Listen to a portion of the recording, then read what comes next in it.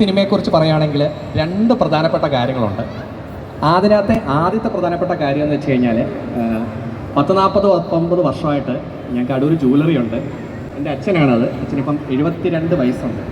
അച്ഛൻ്റെ ഏറ്റവും വലിയ ആഗ്രഹമായിരുന്നു ഒരു സിനിമയ്ക്കകത്ത് അഭിനയിക്കുക എന്നുള്ളത്.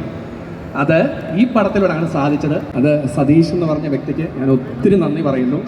അതിന് അച്ഛൻ്റെ ആഗ്രഹം സാധിച്ചു കൊടുത്തത്. എനിക്ക് വല്ല മനസ്സിലായി? You understand anything? നത്തിങ്.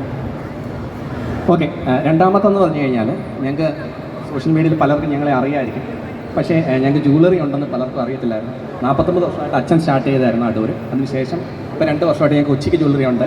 അതുകൂടാതെ കൊല്ലത്തിൽ 3 മാസം മുമ്പ് ഞങ്ങൾ ഈ പബ്ലിക്കിൻ്റെ ഇടയിൽ അങ്ങ് വയസ്സ് പറഞ്ഞു.